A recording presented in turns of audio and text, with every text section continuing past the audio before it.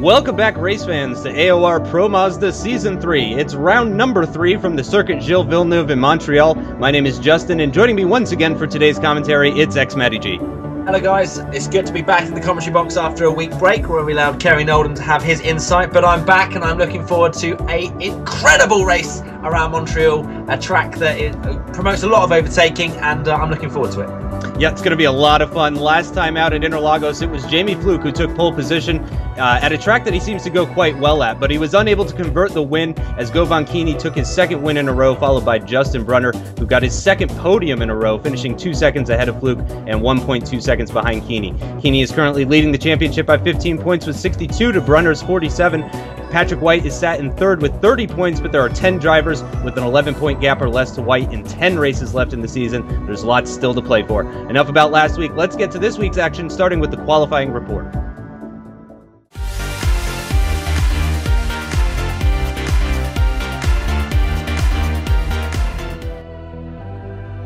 So here's how the drivers line up for this Canadian Grand Prix.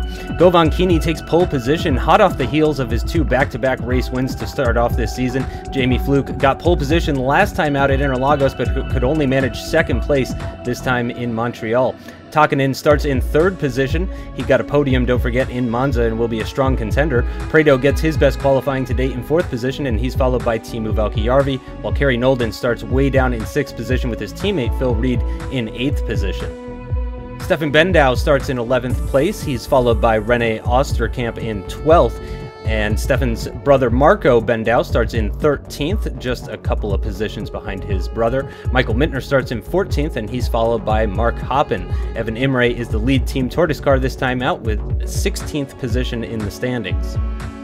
And bringing up the rear of the grid this week, we've got Alexander Van Rompuy representing ACR. He's followed by the second Team Tortoise car of Fredrik Johansson, both of them in the mid-137s. And then Steve Kagerer and Ty McLeod, unfortunately, unable to set a time in today's qualifying session.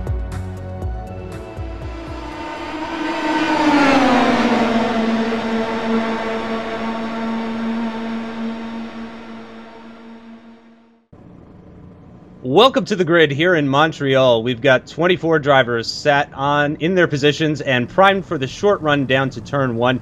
We've got Patrick White there currently in 10th position, pretty far down for him. Kerry Nolden as well in 6th. Farther down you can see his teammate just behind him as well in 8th position. Phil Reed, the AOR blue car, is pretty far back. Hugo Prado getting his best qualifying position so far in 4th position. We've got Togomies. He has returned after an absence at Interlagos. He's in 3rd position. And there is Jamie Fluke, who took pole last time at Interlagos and a podium as well. And there we've got Gilles-Villeneuve.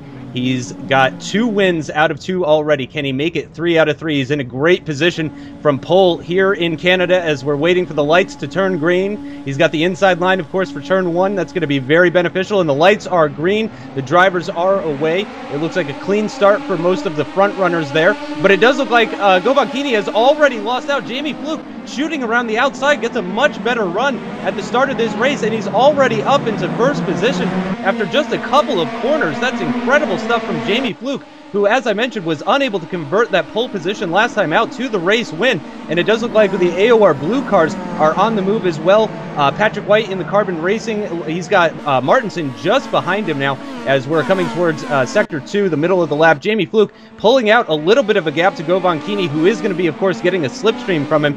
Nice long straights here at Canada, so it's going to be difficult for Jamie to try and pull a gap with Keeney running just behind him.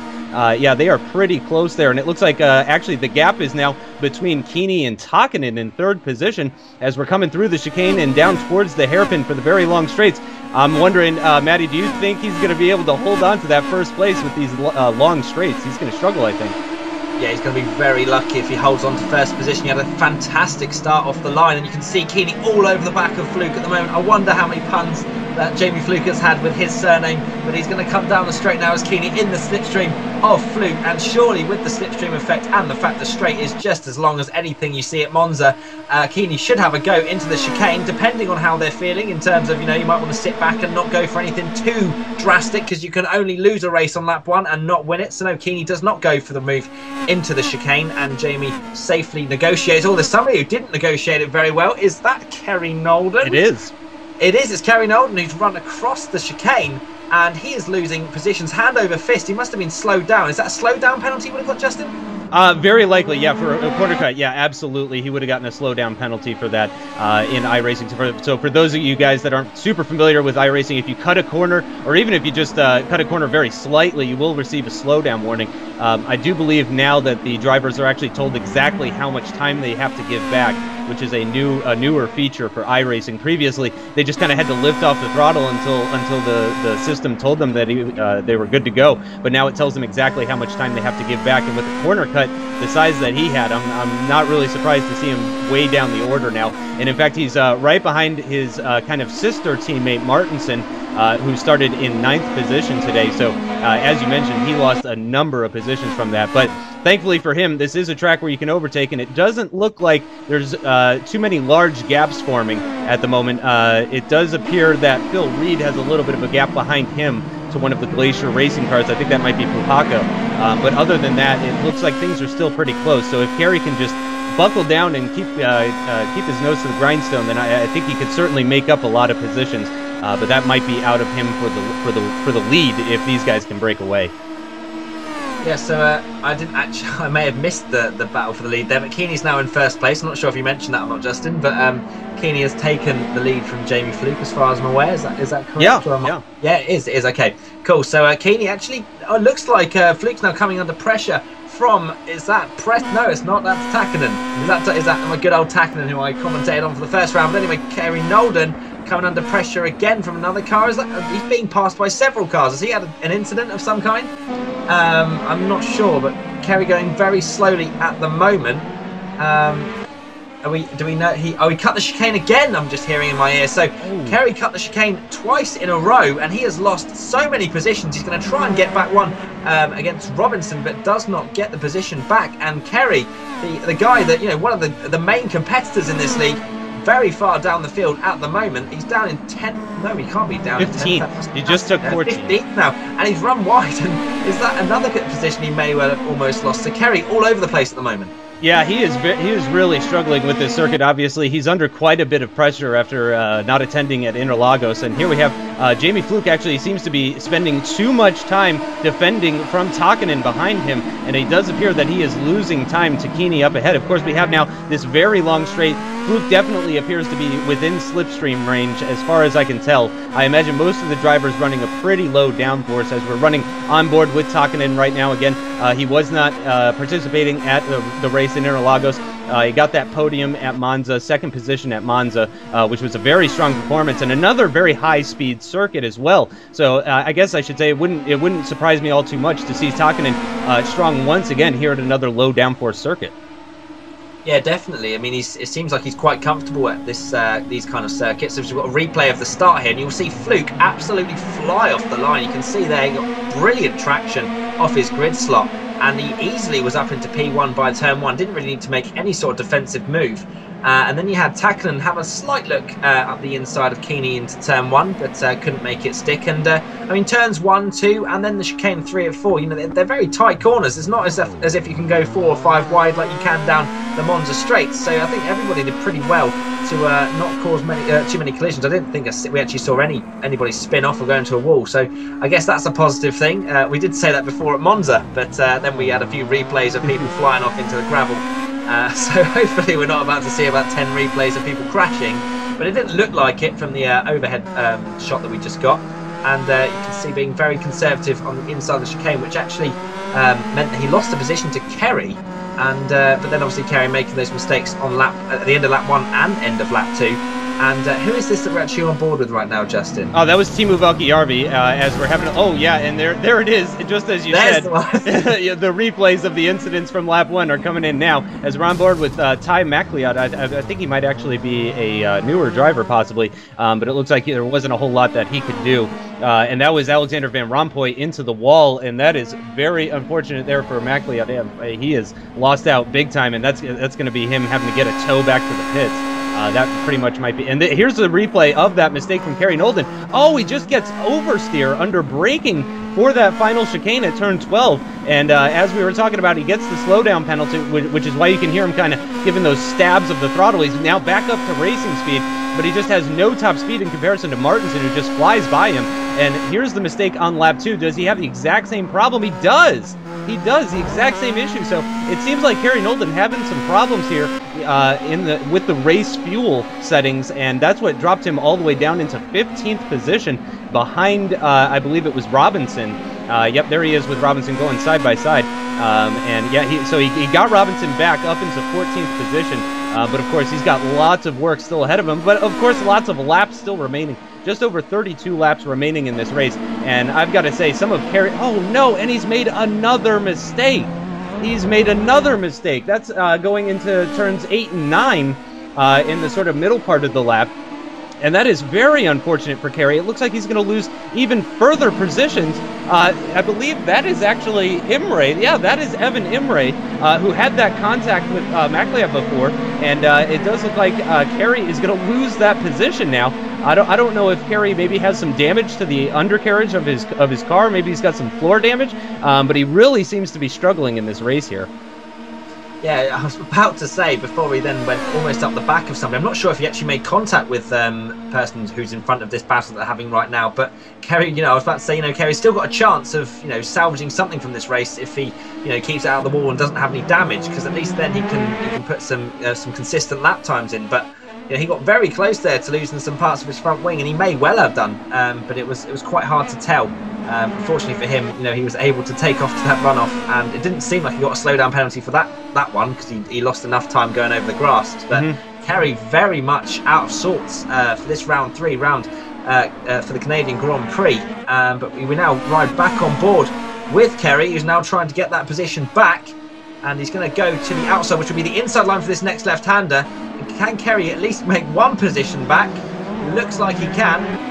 And I'm guessing these drivers towards the back of the field probably aren't used to racing against Kerry, and probably think, is it really worth me fighting Kerry at this point in time? Probably not. Yeah, I think you're exactly right about that. I don't think it would be too wise for them to try and put up too much of a fight with Kerry Nolden, because, as you said, they're just kind of delaying the inevitable. Obviously, Kerry, the Season 1 champion, very strong performance in Season 2 as well. Really one of Brunner's main competitors in that season, but he's got to be flustered a little bit. I've got to imagine that the mental game is kind of coming into place, and there is Evan Imre, which is who Kerry was battling with previously. It looks like he's lost a couple of positions, one of whom to Mark Hoppin, actually, who is now running just behind. And here is Hoppin and Imre going side by side. I think this might be into turn 8 possibly. We'll see if there's a bridge that they go under, then that it is turn 8. Yep, it is in fact turn 8. And Hoppin, at the outside line, able to take that position. Very nice move actually from Mark Hoppin there. Moves up a position very cleanly, no contact between them. And here is Kerry's teammate Phil Reed making the overtake on Hugo Prado, I do believe, for 4th position. So Phil Reed, though, it hasn't been a great race, obviously, for Nolden, who started in 6th place and I think is down below 15th now. He's in the tail end of the points positions at this point. And wow, that is very wide for Stephen Bendow, and both tires on the left-hand side of his car making contact with the barrier there. I've got to imagine that he's got some sort of mechanical damage.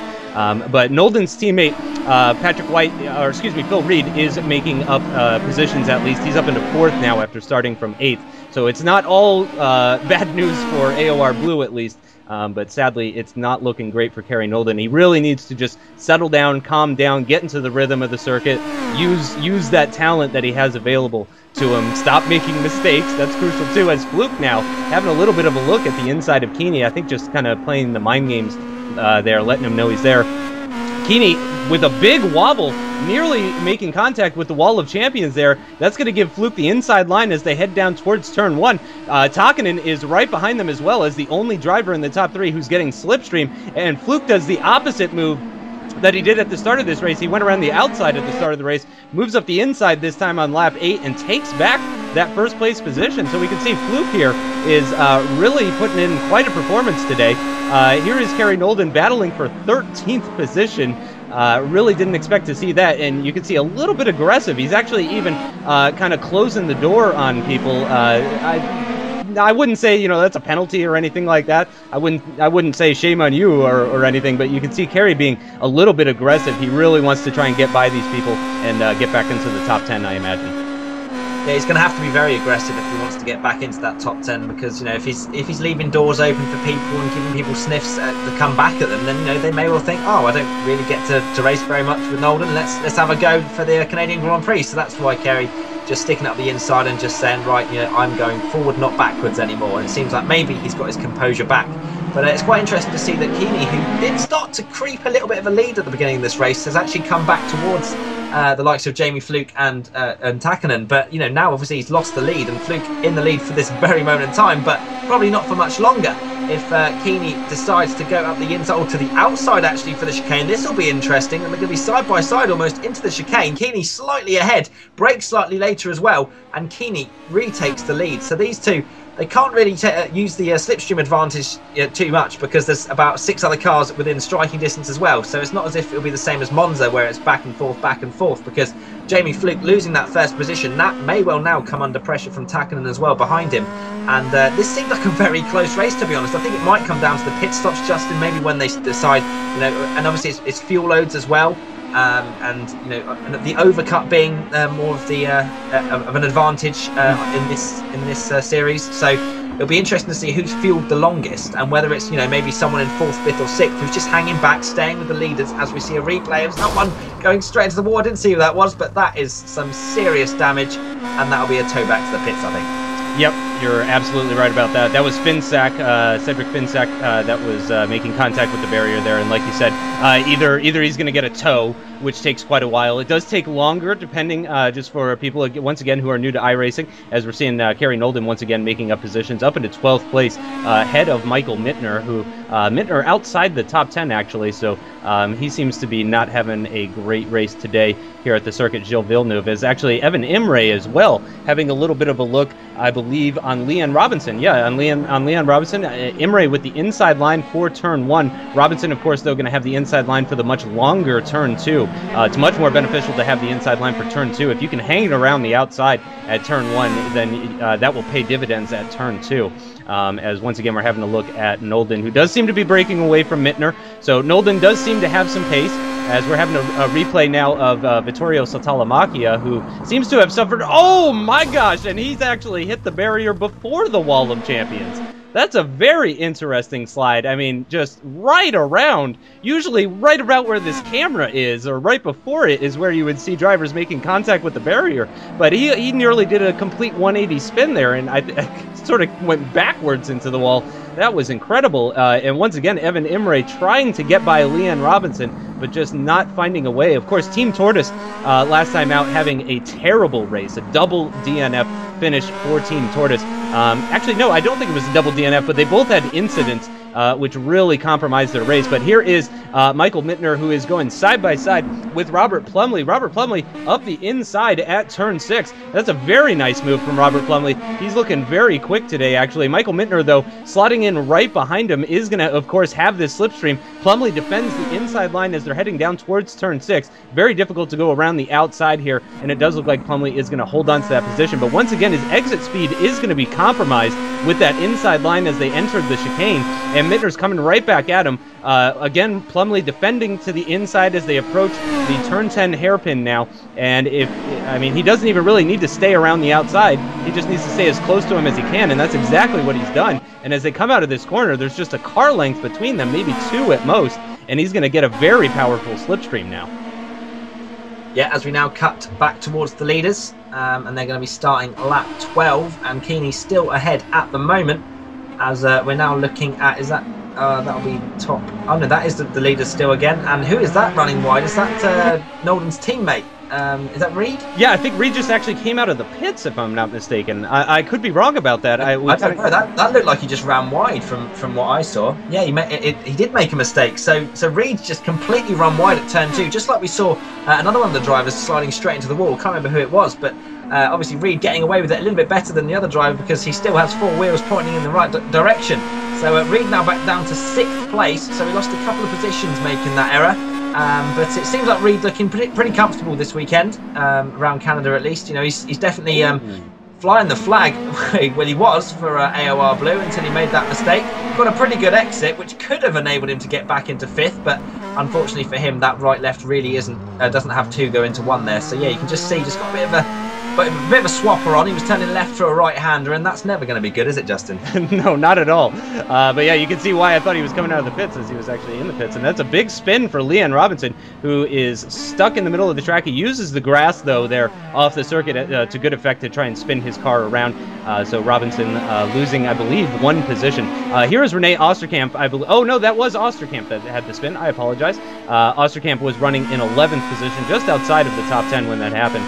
But yeah, Phil Reed down into 6th now. You can still see, interestingly, obviously that's 5th place just ahead of him, 4th there, and then you can see the top 3. So really the top 4 did appear to be breaking away a bit, but the battling between them does seem to have brought the rest of the field pretty close there.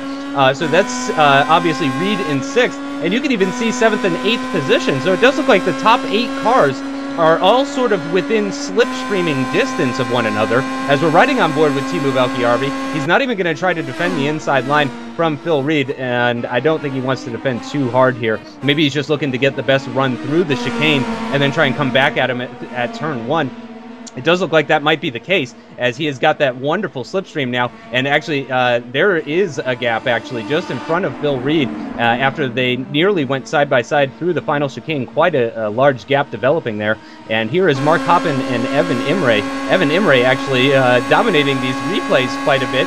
He has been on the screen for a number of overtakes and defense maneuvers and stuff, and he makes a nice clean move on Mark Hoppen there. And of course, but as we've been saying all race long, you just pick up the slipstream. If somebody overtakes you before that chicane, you just end up picking up the slipstream from them, and then you have the opportunity to possibly attack them straight back. Now we're having a look at Keeney. He's got Fluke just behind him. Takinen very close to Fluke, actually, as we're coming towards the as we're in the middle of the lap. I believe we're into sector 3 now, even, or no, coming towards the end of sector 2, and it's pretty close between everyone still. We're not seeing the sort of gap anyway that we saw at Monza. Certainly, it doesn't seem to be as bad as all that.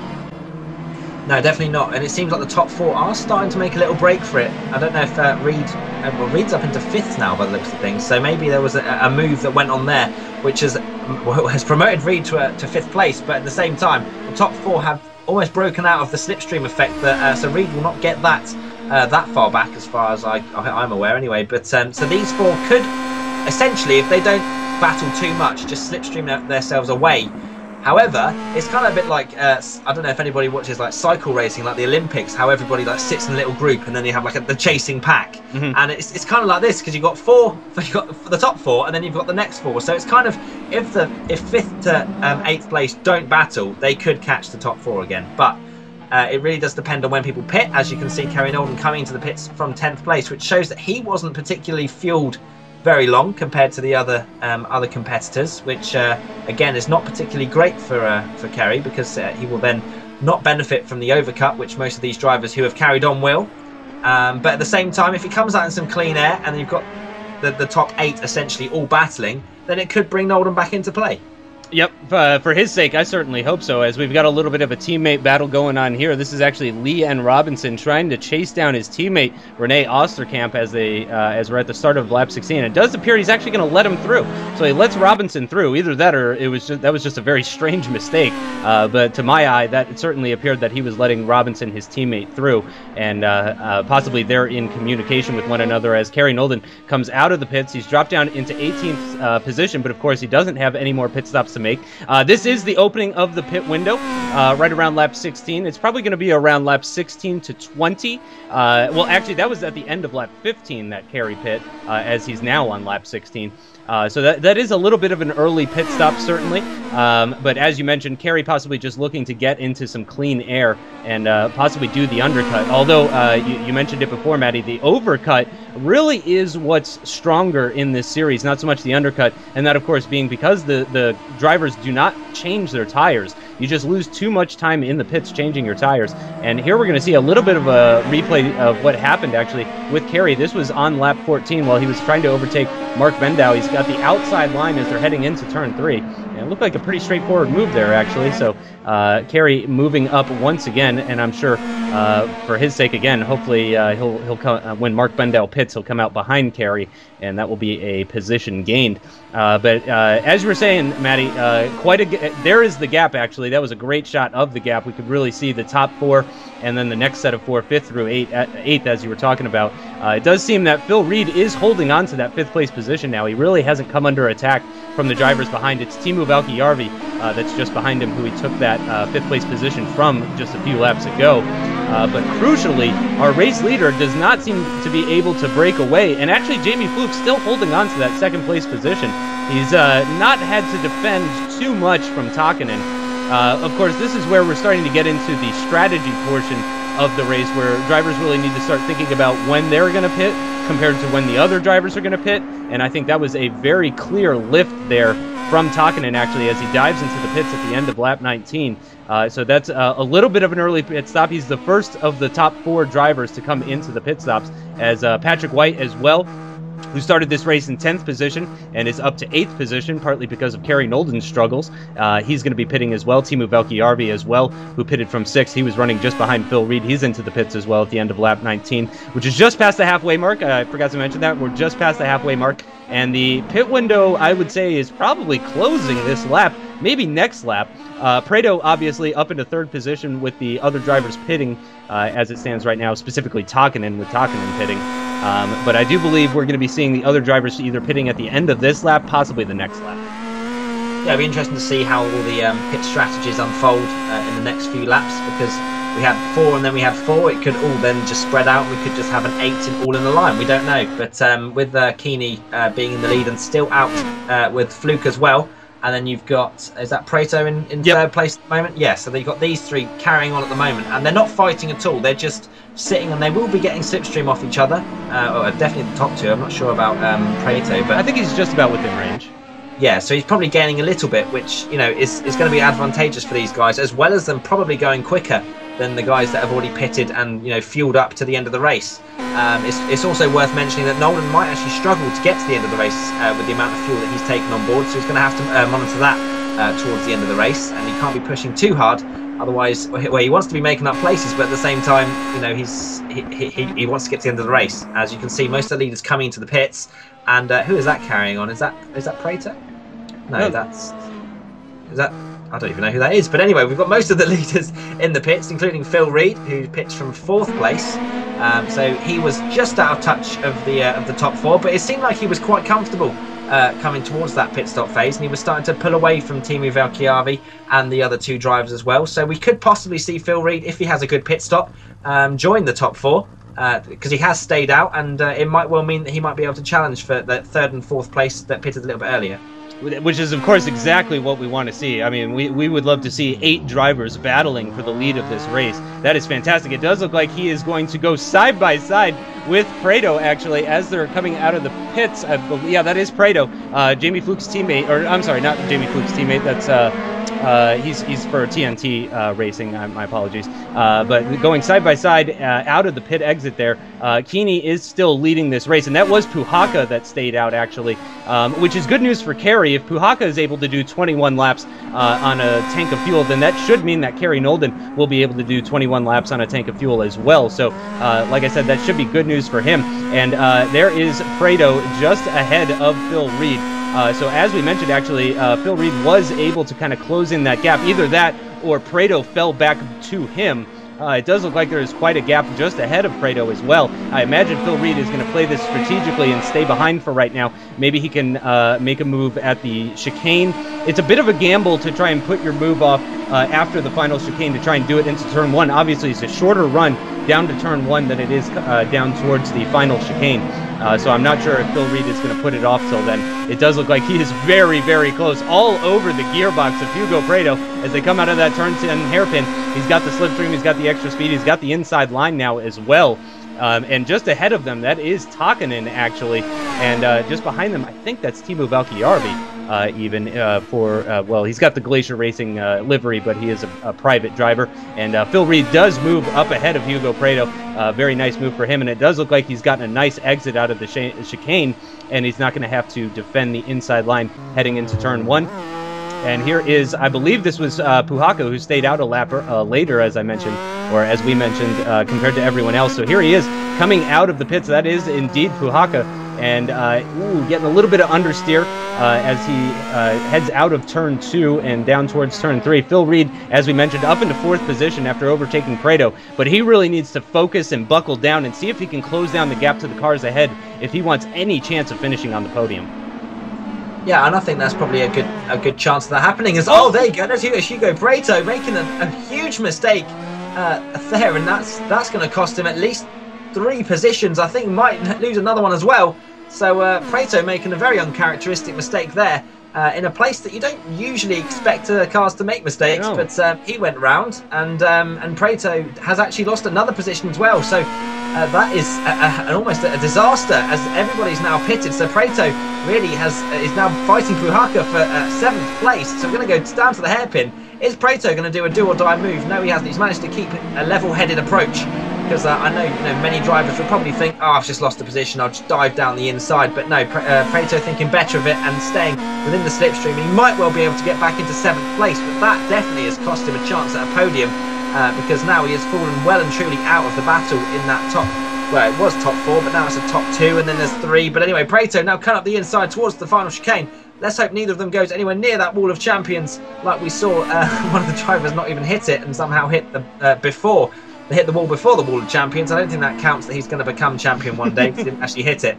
But so it's going to be interesting to see how Prado can do after that spin. But we now have the battle for first of Keeney and Fluke. They are well and truly inseparable this race, and Keeney looking like the more comfortable driver, in my opinion anyway, because Keeney hasn't really come under too much pressure. But then at the same time, Fluke may well just be sitting back, relaxing, doesn't need to really push, because you can see behind him he's got a bit of a gap. It's not as if it was the top 4 like it was earlier on in the race. It's now a top 2, so now they're probably using the slipstream to their advantage, especially Fluke. But at the moment, I'd put my money on Keeney, who seems, he's won the last 2 races, and he does seem the more comfortable driver with pace-wise, and also just keeping the car exactly where he needs it. Yep, yeah, he's obviously riding that high. 2 out of 2 wins. He got the pole position here as well. He's looking to make it a grand slam. Maybe he's trying for fastest lap too. Maybe he's trying to do the Vettel. But yeah, I completely agree with you. I think he is looking like the more comfortable and confident driver out of these 2. But you got to say, a fantastic performance from Jamie Fluke, who is kind of moving all over the place, actually. Some interesting changes of position down the straight there from Jamie Fluke. It looked like he was actually pulling out of the slipstream, which kind of supports what you were saying in that he's not really trying to battle right now. Oh, and Patrick White has gotten it all wrong at the final chicane. He's going to have to lift off and give a lot of time back. And here comes Prado, followed very closely by Puhaka. I think Patrick White back up to full speed. He is full throttle, but I think the straight is too long, and he's going to lose a couple of positions. Well, actually, no, he fights back at the inside on Puhaka for turn 1, and then cuts him off. No, he's run wide at turn 2. Puhaka coming back at him now with the inside line as they make the run down towards turn 3, the first chicane of the circuit. And Puhaka with that inside line, I imagine that's going to be a pretty easy one for him. And actually, Patrick White with a lot of oversteer there. I believe he had to get on the brakes or lift off the throttle there, as we are going to get a replay of that. So it looked like he was just going to lose both positions, but he fights back tooth and nail through turn 1 and through turn 2, running a little bit wide. He tried to cover off that inside line, but unfortunately carried way too much speed. They were going side by side down towards turn 3. It's very difficult to hang it around the outside there, and then he gets that snap of oversteer at the exit, and here we're going to get a nice slow motion replay of that oversteer he got. Did very well actually to control the car with that type of oversteer and the barriers being so close at the exit of turn 4 there. He's lucky not to be getting a tow back to the pits right now, but as I mentioned, he has lost 2 positions, and Puhaka and Prado, I'm sure though, are saying thank you very much. We will both take that position from you, as we have a quick glimpse at Martinson, but no, we're back on board. And who is this? This is an AOR blue car into the pits, and that is Kerry Nolden making a second pit stop in what is certainly a one-stop race, so that is very unfortunate for Kerry Nolden. So I'm not sure. I'm guessing you must have underfueled the car to have a quicker stint. Is that the sort of I don't know, reasoning behind that you see, Justin, or has there been some sort of incident, do you reckon? I'm not, yeah, I don't think he underfueled the car purposefully, I'll say that much. I think he maybe came to the realization that he wasn't going to be able to make it to the end. As we saw Puhaka able to go 21 laps on a tank of fuel, but it doesn't seem that Kerry is confident that that's going to happen, unfortunately. And yeah, he really just, he pitted too early by mistake, more than likely, and I think he's realizing that error now. He's down into 13th, so he's in the bottom half of the points-paying positions. Of course, the top 20 paying points there, and he's just behind one of the Team Tortoise cars. I'm not sure which driver that is, but he's not out of it just yet. In fact, 10th place is not too far up the road from him. So if Kerry Nolden can really put in some incredibly fast laps, he might not be out of the top 10 by the end of this race just about. But we're having a look now at Michael Mittner, and well, that's Robert Plumley, of course, because Vittorio Sotalimakia making contact with the barrier, as we mentioned before, and Michael Mittner very, very tightly tucked into the slipstream of Plumley as they go into the hairpin. A little bit of oversteer there for Plumley, excuse me. And it does look like Michael Mittner has gotten much better traction coming out of that hairpin corner. He takes that position, but for how long? They're heading down towards the final chicane now. As we're getting into the later stages of this race, we're about 75% race distance completed. And it does look like Mittner is able to grab the inside line. No, he's not, actually. So Plumley possibly running a little bit lower downforce in comparison to Mittner. I expect everyone running fairly low downforce, but surely there's going to be variations between the drivers up and down the field. And actually, you could see just in the distance back there, that was Nolden, not too far behind these guys, so he can still get into the top 10. Here is a replay of that race start with a nice static camera angle shot of all the cars filtering in through turn 1, and I'm not seeing any contact between any of the drivers, actually. It wasn't until, I believe, the in between turns 2 and 3, entrance of turn 3 is really when we saw our first incident there, as we could see Patrick White using a lot of the inside curb at turn 2, as well as one of the Kptk racing cars there. But we're going back on board now with that battle that we were watching before between Plumley and Mittner. Plumley definitely has the advantage, not even close to going side by side into the final chicane. Mittner, though, closing up pretty heftily through that chicane, and he's in the slipstream now, but he doesn't look close enough to me to possibly... Oh no, and that's a big incident. Or hopefully we're going to get a replay of that. I'm not sure what happened there between Michael Mittner and Robert Plumley, and Michael Mittner is moving to the left side of the track, and that's caught Kerry Nolden off guard completely, as well as Evan Imre, it looks like, and Kerry Nolden's definitely going to get a huge corner cut penalty for that. An enormous corner cut penalty, and Mittner is back into the pits. Nolden's up into 12th as a result of that issue, but he did have to give a lot of time back as a result of cutting that corner, and that's amazing to see. It is not Kerry's day. He's had his fair share of mistakes, and now he's got bad luck playing its hand against him as well, and that is very unfortunate to see. Unbelievable. I mean, it really, his race wasn't even ever good, really. Oh, that's the leader. That's Keeney into the wall of champions, and that is him completely out. I mean, oh my days, he is just understeered into that wall, and that is Keeney, the guy that's won the last 2 races, the championship leader. And that is him completely out of the race, would you say, Justin? It certainly looks like it. He's pulling off the circuit. The real unfortunate thing about making contact, no, he is continuing.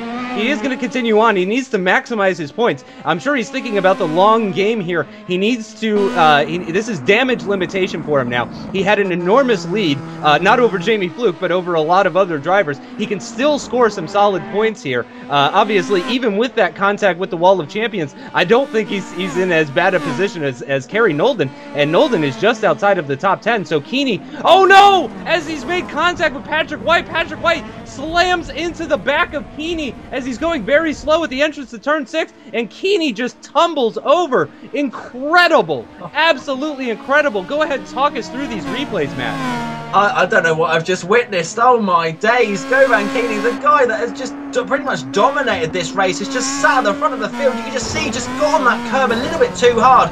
The front right just completely destroyed. The major suspension damage, and I was thinking, you know, he's going to crawl around the track, but at the same time, there are going to be cars at full racing speed that are going to come flying through. And I mean, if his car wasn't broken beforehand, it's definitely broken now. And I mean, Keeney can say goodbye to any hopes of any sort of reasonable points. I mean, I don't know if he can still tow back to the pits with that, but and who was that actually hit into him, Justin? Patrick White. Patrick White, again, he hasn't had a particularly stellar race this time out, and that's pretty much probably his highlight of his afternoon is that happening. And that is quite a few barrel rolls for the what was the race leader. And now we have Hugo Prieto and Puhaka battling for 5th place now. And it probably would have been 6th or 7th had it not. Actually, no, Patrick White was further down the field than that, so it would have been for 6th, but it's now for 5th as Keeney has promoted these guys up. And now it'll be interesting to see if Keeney will tow back to the pits and be able to recover anything from this race. Yeah, which would be incredible after everything that has happened to him. And of course, that incident happening at turn 6. Oh, as Prieto has gotten an enormous amount of oversteer at turn 2. He's going to have to do a complete 360 just to get back on the circuit. That is unbelievable. That's incredible from Prieto. That was the worst possible place that he could have gotten that amount of oversteer, and that has completely dropped him out of that 5th place battle with Puhaka. And Puhaka now looks like the loneliest man that I have ever seen. There's just an enormous gap ahead of him and an enormous gap behind him as well. So Puhaka can really, at the very least, you got to look on the sunny side of things here. Puhaka can kind of settle down and just accept what has been given to him, which is 5th place. And as we mentioned, it may have been a 6th or 7th place, depending on what happened with Prieto, and if Keeney had not been taken out. So he was looking at a possible 7th position, and now has just been sort of gifted this 5th place position, and he can really kind of settle down and just cruise around for the final stages of this race. Someone who cannot cruise around, though, unfortunately, is Jamie Fluke. He is our race leader, but he's got Joni Takinen right behind him. Not very much distance between them. Teemu Valkjärvi as well, right up on the back of Phil Reed as we're coming to the end of lap 30, I believe this is now. And he is very close behind him in the slipstream. He's carried much more speed through that final chicane. He's going to get the inside line as they head down towards turn 1. I don't think Phil Reed is going to be able to mount a fight back here through the corner, and he does not with that inside line. Teemu Valkjärvi taking that position pretty easily, actually, which is now 3rd, if I'm not mistaken. So Teemu Valkjärvi moving up into a podium position. Honestly, I cannot remember the last time Teemu Valkjärvi got a podium, or even if he has had a podium yet. He's had terrible luck in the past. He's a fantastic sim racer, though. He drives in FSR. He really knows what he's doing. He's a veteran sim racer, and just a wonderfully easy move that he pulls off there on Phil Reed of AOR Blue, as we mentioned, who is the leading AOR Blue car in this race now on lap 31. Not much left to go in this race, just 5 laps remaining after they cross the line next time as they're going through turns 8 and 9. This battle's certainly not over yet, actually. Phil Reed hanging with him and keeping him within that slipstream distance as they're coming now down towards the hairpin. But what an incredible second half of this race it's been. The first half very clean relatively, but just all sorts of mistakes coming into play here in the later stages of this race. Yes, if the track just decided actually there hasn't been enough action in this second half of this race, and so they decided to throw the leader off, throw a few other people around. And I mean, I've never seen that before. Turn 2, losing the back end so much that you've had to then go back round turn 2 again to take it. As we've got now side by side for 3rd place again, Phil Reed now retaking that podium position from Teemu Valkjärvi. So these two are going to be fighting hammer and tongue until the end of this race. And that is a car just randomly coming over the last chicane. I don't even know who that is, but just chilling on the side of the track. I'm assuming it's a back marker, but so we won't have to worry too much about that. But these two, you can see they both want this podium position very much. Phil Reed's had a pretty interesting race, to say the least. He made that mistake, and here's the incident on lap 27 with Michael Mittner just losing the car in a very high gear. And a very strange incident. Then that's Kerry just deciding he's going to make his own track for turn 1, which obviously then has been penalised massively for getting that penalty for corner cutting, obviously. But I can't believe that's happened. It's as if he was hit on his screen, but for nobody else. Let's have a look. It's on board right now. Let's have a listen. He's just turned slightly to the right, thinking, right, I'm going to have a look on the outside, and then the car has just completely lost control into the wall.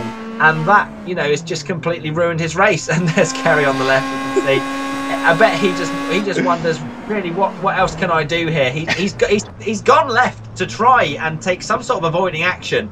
Obviously now he would have obviously gone right with the benefit of hindsight. But Kerry, really a race to forget. But hopefully he's using all of his bad luck cards all in one race. And from after this round, then maybe he'll be able to take some positives from the next round. Yeah, definitely. Kerry, as you said, I imagine he's kind of hoping that this is all in one go. You know, sort of like a Band-Aid, just get all the bad luck out of the way all in one race. You know, things have already gone terrible. But here once again is the battle for that podium position. Phil Reed moving ahead of Teemu Valkjärvi as they come out of turn 2. As I've mentioned before, very, very difficult to try to overtake somebody around the outside of turn 2. Obviously, without the change of tires that happens in these races, there's no difference in the grip levels between the cars that are on the circuit. Everybody's done around 33 laps on this, or 32 laps on this set of tires, so you really have to have a huge difference in setup or something like that as Mittner's struggles continue. I'm beginning to think that maybe Michael Mittner is having some sort of technical issues with his wheel or something like that, because he really does seem to be struggling heavily in this race. And as you were saying, Matty, just very, very strange how that incident happened on the run down towards turn 1. There was quite a gap ahead of him. It almost looked like he had DRS open and jerked the wheel too much, you know, and then just lost the back end. But of course, there is no DRS on these cars. It really just doesn't make much sense. As Teemu Valkjärvi, though, going through the final chicane, coming right back at Phil Reed for that podium position. Teemu yet to score a podium in the AOR Pro Mazda series. We have confirmed that. So this is his battle for his first ever podium as we're starting the penultimate lap of this race. And amazingly, Phil Reed has managed to actually hang it around the outside. He did lose out with the exit speed, though. Teemu Valkjärvi holding him off as it stands right now. And I think that's the same yellow car off the side of the circuit that we saw before that you pointed out, Matty. I believe that's one of the Bendow brothers, either Steven or Marco, really struggling, it would seem. Or they're just very extreme in the way that they're treating their blue flag conditions, possibly. Just really making sure that they get out of the way there. But once again, this battle for the podium position raging on into the later stages of this race. So just one lap remaining. And here is the battle for the lead. We're on board with Takinen, who is running just behind Fluke. I don't believe Fluke has won a race yet. Or maybe he won at Interlagos last season. We'll get some confirmation. Again, a yellow car off the circuit there. Not sure what's going on there exactly. But Fluke is doing his best to keep Takinen at bay. He's got a car up ahead, so actually Fluke getting a little bit of a slipstream on the run down to the final chicane. Dirty air effect, not too bad in these cars, and that Team Tortoise car does get nicely out of the way. But unfortunately, it looks like Fluke did not carry as much speed through the final chicane as they're starting the final lap of this Canadian Grand Prix. Fluke with the inside line for turn 1. Can Takinen hang around the outside? No, he can't. Fluke covers off the inside line for turn 2, and it does look like he's going to hang on to this position for now. But how long? Of course, there's several overtaking locations, really. He might have to defend at turn 6, turn 8, turn 10, and then of course the final chicane as well. So still several overtaking locations left in this lap as we're on the final lap of this race. Who is going to come out ahead? Is it going to be Fluke? And is Valkjärvi going to come out ahead? It's amazing stuff we're seeing here today in the closing stages. It's interesting to see what Takinen was. I think his game plan the whole time was just sit in this slipstream train the whole race, and on the last lap take the lead for the first time. That's his game plan. Will he be able to pull it off? Because I think right now, if I was either one of these two drivers, I'd want to be Takinen right behind Fluke and using the slipstream, but it'll be interesting to see how close he is going into the hairpin. You can see Phil Reed is very much, right in Teemu Valkjärvi's gearbox. And let's have a look. I don't know. I don't think Takinen is close enough, but Phil Reed certainly is. Is he going to have a look into the hairpin? No, he's going to wait till the straight and then sit in that slipstream and possibly able to go into the last chicane. It's going to be interesting, and I really hope these two drivers come home in 3rd and 4th and not one upside down or in a barrier or something. So here we go. You can see now that Fluke has definitely got it covered off. There's a back marker as well to help the slipstream down the straight, and he comes through the final chicane for the final time for this Canadian Grand Prix, and he is going to come over the line, Jamie Fluke, for his first ever win in this series. And I mean, these two drivers have had a fantastic race, and it looks like Teemu Valkjärvi is going to come home in 3rd as well. Oh no, he's not. not. Phil Reed's taken him.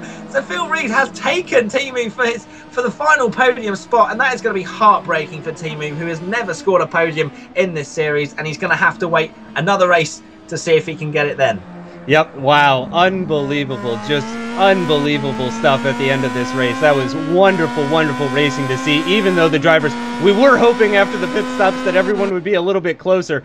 Hugo Prado, though, was able to bring his car home in 6th position, so he only lost that 1 position as a result of his spin. Martinson, who appears to have had a very lonely race, coming home in 7th position with an enormous gap ahead and behind him, so a very clean and straightforward race for Martinson, who I'm sure is going to be happy to get that 7th place position as the only AOR red driver. Kerry Nolden climbing back up into 8th position. How has he finished in 8th place? How? Unbelievable drive from Kerry Nolden. I think one of my favorite drives from Kerry Nolden was actually last season at Monza, where he came from last to 2nd, I think it was. It was an unbelievable drive, and those are some of my favorite drives from Nolden are the recovery drives. I know he probably hates them, but Jamie Fluke obviously very, very happy with his results today. And here's how Phil Reed was able to take that final podium position off of Timu Valkyrvi. Timu defending the inside line as hard as he could into the final chicane, but in the end, Phil Reed was able to break just a little bit later and take that racing line, and with it, that podium position. And I'm sure he is thrilled about that after all the problems with Kerry Nolden. So it is Jamie Fluke who picks up the full 30 points for his race, finishing in 1st position ahead of Joni Takkanen, who gets 25 points plus an additional point. I believe that's for having a clean race, a 0-incident race, so minimizing his points loss. He picks up 26. Phil Reed, as we mentioned, grabbing that final podium position. In the end, over 11 seconds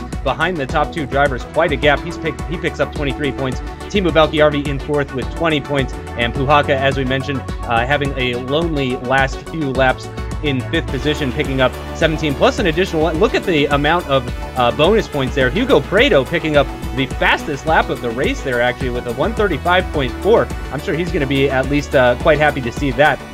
Robert Plumley finishing just outside of the top 10 after his teammate Vittorio Satalamakia had that spin coming out of the final chicane. Steve Kagerer finishing in 12th as the first of the drivers to be lapped. And then, as we can see, it just gets worse and worse as it goes down. Stephen Bendow way down 9 laps behind. You just need to finish 75% of the race distance, which of course at this track was 27 laps of the 36-lap race, so he managed to just about do that and take home some points. And there we have our DNFs with Saltalamakia, Finsack, Van Rompuy, and MacLeod as well. None of those drivers able to finish that minimum 75% distance. So again, Fluke with that first win, he's going to move up into 2nd position in the championship, just 11 points behind Goban Kini, actually. He's really put himself in contention for this race. Joni Takkanen in 3rd with 51 points, just a couple of points behind Fluke.